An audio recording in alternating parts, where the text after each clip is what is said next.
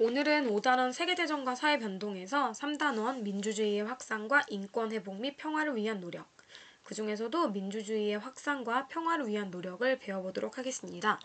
교과서는 200쪽부터 201쪽, 그리고 206쪽부터 209쪽입니다. 먼저 민주주의의 확산입니다. 보통선거가 확대되게 되는데요. 제1차 세계대전 이후 유럽에서 민주주의가 확산되게 됩니다. 그 내용은 재산, 신분, 성별에 상관없이 선거권을 부여하는 방향이었는데요. 러시아는 제1차 세계대전 중 사회주의 혁명을 겪으면서 소비에트 정부가 모든 성인에게 선거권을 부여했고요. 독일은 전쟁 이후 독일 제국이 무너지고 생겨난 바이마르 공화국이 수립된 이후 보통, 평등, 비밀, 직접 선거가 시행되게 됩니다. 한편 민주주의의 확산의 중요한 핵심 내용 중 하나가 바로 여성 참정권 운동입니다. 여성 참정권 운동의 배경을 살펴보면 제1차 세계대전에 전방에서는 남성들이 군인으로 열심히 싸웠지만 후방에서는 여성들이 군수물자들을 만들어내면서 사회 경제적인 참여가 증대됐다고 예전에 배웠었죠. 그로 인해서 제1차 세계대전 이후 여성들도 우리도 정치에 참여할 수 있는 권리를 달라 라고 할 수 있는 참정권을 적극적으로 요구하게 됩니다. 영국에서는 1918년 21세 이상의 모든 성인 남성과 30세 이상의 여성 중 일정한 세금을 내는 사람에게 선거권을 부여하게 됩니다. 일정 세금, 그러니까 재산에 따라서 그 참정권을 부여했지만 여성에게 일부에게 참정권을 부여하게 된다라는 게 좀 특징이죠. 결국에는 이런 흐름을 타서 1928년에는 모든 성인 여성에게 선거권을 부여하게 됩니다. 여기 여성 참정권 보장에 1928년 영국이 나와 있죠.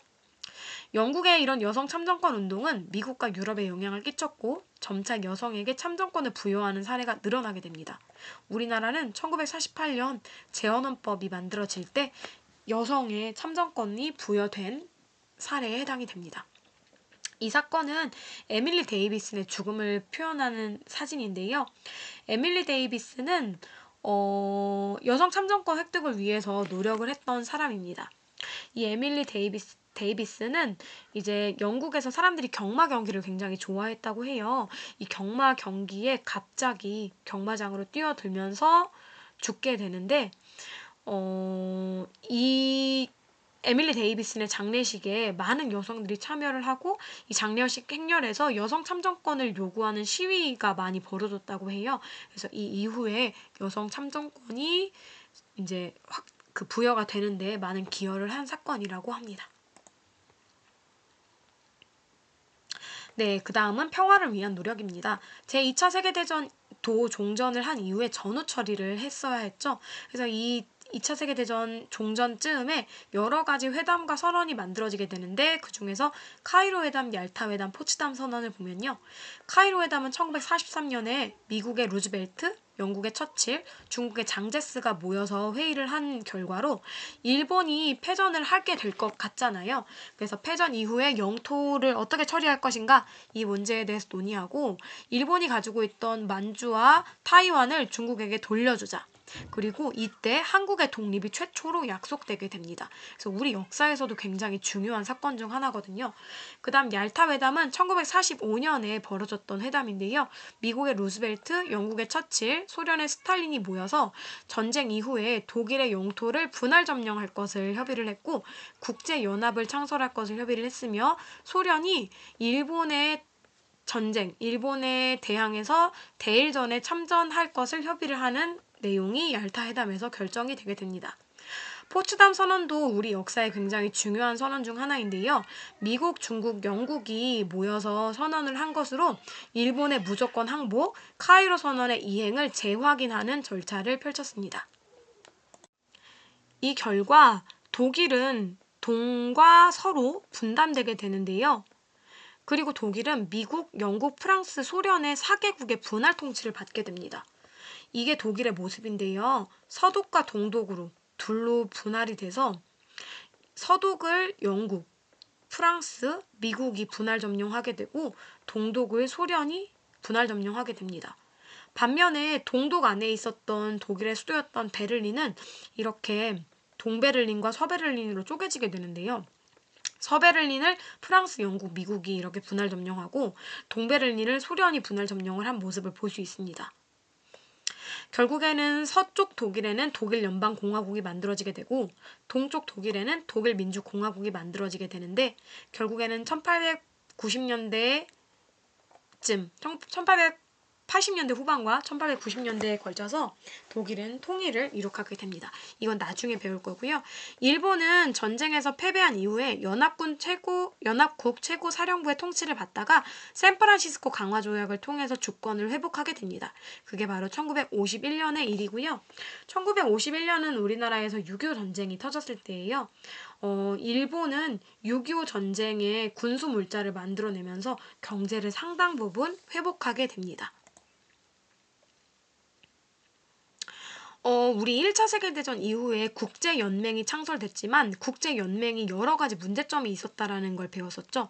먼저 국제연맹에 미국이 불참하였고 국제연맹에서는 군사적으로 어떤 국가가 어떤 국가를 침략했을 때 군사적 제재 수단이 없었기 때문에 허울 뿐이라고 얘기를 했었어요. 그래서 국제연합이 창설이 되게 되면서 국제연합은 그런 국제연맹의 문제점을 여러 가지 보완한 형태로 만들어지게 됩니다. 배경을 살펴보면 두 차례의 세계대전을 겪으면서 평화 유지를 위한 강력한 국제기구 설립의 필요성이 논의되게 됐는데요. 대서양 헌장으로 먼저 국제연합의 창설이 시작이 되게 되는데 미국의 루스벨트와 영국의 처칠이 만나서 전쟁 이후에 국제평화를 위한 노력과 평화 수립의 원칙에 합의한 사건이 바로 대서양 헌장이고요. 이후 얄타 회담에서 국제연합 창설이 협의가 되고 샌프란시스코 회의에서 국제연합 헌장이 제정이 되면서 국제연합 창설의 기틀이 마련되게 됩니다.